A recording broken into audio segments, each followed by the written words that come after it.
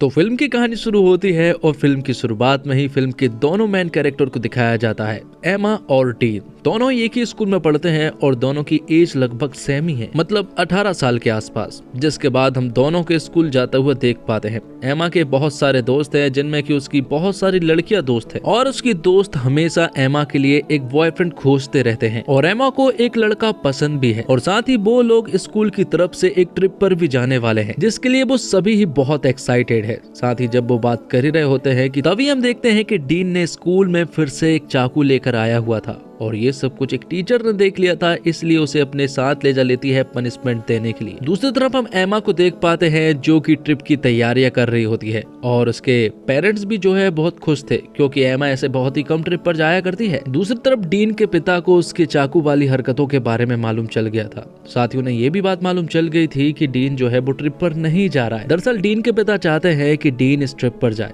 ताकि वो लोगों से घुले मिले, क्योंकि डीन के बहुत ही कम दोस्त है। तो डीन अपने पिता की बात मान लेता है और ट्रिप पर जाने लगता है। जिसके बाद हम एमा और उसकी दोस्तों को देख पाते हैं जो कि इस ट्रिप के लिए बहुत ही ज्यादा एक्साइटेड है और फाइनली वो उस जगह पर भी पहुंच जाते हैं जहां पर कि उन्हें जाना था। और फाइनली हम यहाँ पर डीन को भी देख पाते हैं और जो कि सोलो रहता है, मतलब उसके कोई भी दोस्त नहीं है। तो उस जगह पर पहुंचने के बाद सभी लोग बहुत एंजॉय कर रहे थे, लेकिन हमारा डीन चुपचाप एक कोने में खड़ा हुआ था और सभी को एंजॉय करता हुआ देख रहा था। जिसके बाद हम रात को एमा को अपने पेरेंट्स से बात करता हुआ देख पाते हैं, लेकिन तभी उसकी एक दोस्त आ जाती है और वो एमा के सभी दोस्तों को एक पार्टी के बारे में बताती है। वो कहती है कि शिप पर एक रंगीन पार्टी होने वाली है, जिसके लिए वो सभी लोग बहुत एक्साइटेड है।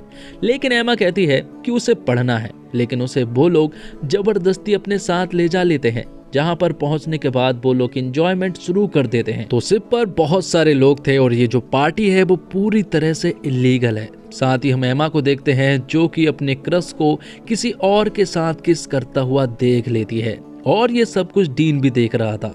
तो यहाँ पर वो एमा को कमेंट करते हुए कहता है कि तुम्हारा लड़का तो किसी और के साथ लगा हुआ है। जिसके बाद यहाँ पर पुलिस आ जाती है और इसी हड़बड़ाहट में एमा शिप से नीचे गिर जाती है पानी में और ये सब कुछ डीन देखकर तुरंत ही पानी में कूदकर उसे बचाने लगता है। दोनों ही पास के एक लाइफ बोट पर चढ़ते हैं, लेकिन थोड़ी देर के बाद यहाँ पर पानी गिरने लगता है और अब क्योंकि यहाँ पर पुलिस आ चुकी थी, इसलिए उन्होंने शिप को वापस ले गए थे। साथ ही यहाँ पर एमा और डीन अब अकेले पड़ चुके थे। अब अगले दिन स्कूल के टीचर सभी बच्चों की गिनती करते हैं, लेकिन इन बच्चों में एमा और डीन मिसिंग थे। दूसरी तरफ हम डीन और एमा को देख पाते हैं जिनकी नींद लाइफ बोट पर ही लग गई थी। जब वो सुबह उठते हैं तो वो देखते हैं कि वो तो एक अनजान जगह पर पहुंच गए हैं, बिल्कुल समुद्र के बीचों बीच, और दूर दूर तक उन्हें कोई किनारा भी नजर नहीं आ रहा है। और थोड़ी बातें करने के बाद उनकी नजर पड़ती है एक आइलैंड की तरफ। तो यहाँ पर एमा कहती है कि हमें वहाँ जाना चाहिए। तो डीन यहाँ पर एमा की बात मान लेता है और तुरंत ही वो लोग उस आइलैंड की तरफ बढ़ने लगते हैं। जैसे तैसे करके वो वहाँ पहुँचते हैं, लाइफ बोट को बाहर निकालते हैं और उस लाइफ बोट को वो लोग किनारे पर भी कर देते हैं। साथ ही उन्हें उस लाइफ बोट पर एक फ्लेयर गन दिखाई पड़ती है, जिसमें की 2 गोलियां थी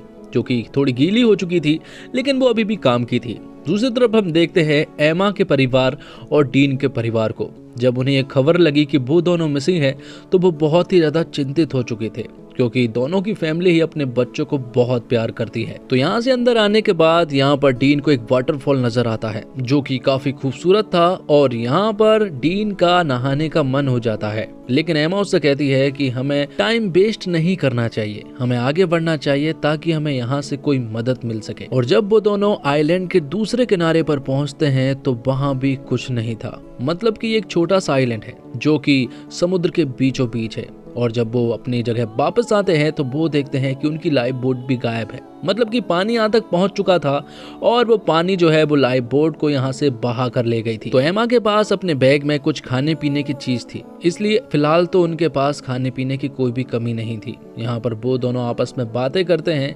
और आज रात इसी जगह पर बिताने का इरादा भी करते हैं। अब अगली सुबह होती है जहाँ पर डीन कहता है कि मुझे ऐसा लगता है कि शायद हमें कोई ना कोई ढूंढते हुए तो यहाँ पर जरूर आएगा। जिसके बाद डीन यहाँ पर नहाने के लिए चला जाता है। जिसके बाद वो दोनों एक झोपड़ी बनाते हैं, क्योंकि इस तरह से खाली मैदान में पड़े रहना ठीक नहीं होगा, इसलिए वो लोग यहाँ पर एक झोपड़ी बनाते हैं। तो होने को तो एक आइलैंड है, लेकिन यहाँ पर भी खाने पीने की चीजें थी जहाँ पर कि वो लोग आराम से सरवाइव कर जा रहे थे। लेकिन तभी यहाँ पर उनकी नजर पड़ती है एक कंकाल पर जिसे देखकर उनकी सुट्टी पुट्टी गोल हो जाती है। इस कंकाल को देखने के बाद एमा को ऐसा लगता है कि ये इंसान भी यहीं पर फंसा होगा और उसे भी मदद नहीं मिल पाई होगी जिस वजह से वो मारा गया होगा। लेकिन तब यहाँ पर डीन जो है वो उसे किस कर लेता है और रात भर इंटीमेट होने के बाद अगली सुबह वो ढेर सारी बातें करना शुरू कर देते हैं। दरअसल डीन ज्यादा लोगों से बात नहीं करता है, लेकिन एमा से अब वो थोड़ा कंफर्टेबल महसूस कर रहा था और उसके साथ उससे रहना पसंद आने लगा था। और एमा को भी कभी भी कोई परफेक्ट बॉयफ्रेंड नहीं मिला, लेकिन डीन की सारे बातें उसे बहुत अच्छी लगने लगी थी। यहाँ पर दोनों काफी क्वालिटी टाइम स्पेंड करते हैं और दूसरी तरफ हम देखते हैं कि डीन और एमा के फैमिली वाले वो उम्मीद खो चुके थे।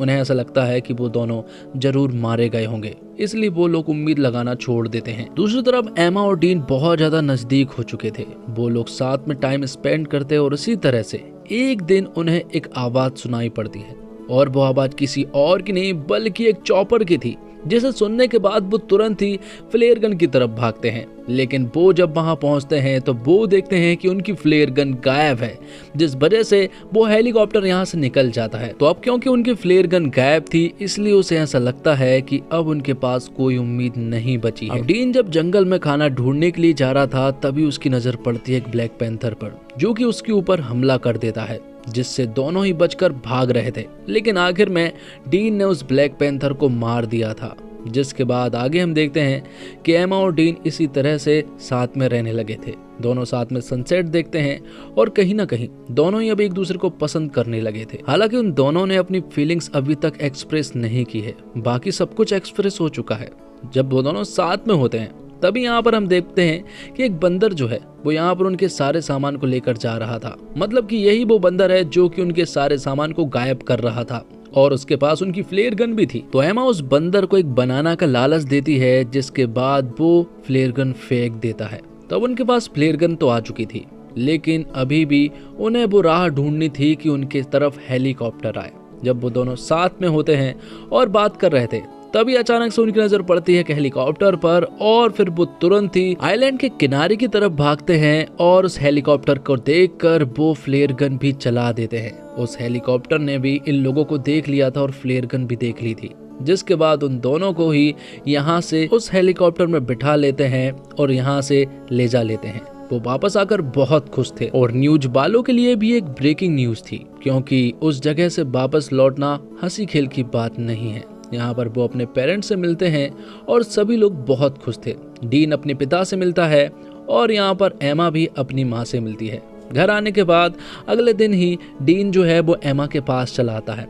वो उससे कहता है कि प्रॉम नाइट में क्या तुम मेरे साथ चलना चाहोगी? लेकिन यहाँ पर एमा कहती है कि मैं शायद वहाँ पर जाऊंगी ही नहीं, क्योंकि मैं अपना कुछ टाइम अभी अपनी फैमिली के साथ गुजारना चाहती हूँ। जिसके बाद हम आगे देखते हैं कि एमा जो है वो फ्रॉम नाइट में पहुंच चुकी थी डीन को बिन बताए ही। लेकिन जब डीन को ये बात मालूम चलती है तो वो तुरंत ही एमा के पास पहुंच जाता है और यहाँ पर उसे प्रपोज कर देता है डायरेक्ट शादी के लिए। और यहाँ पर एमा भी मना नहीं कर पाती है, क्योंकि वो भी तो उसे पसंद करती है।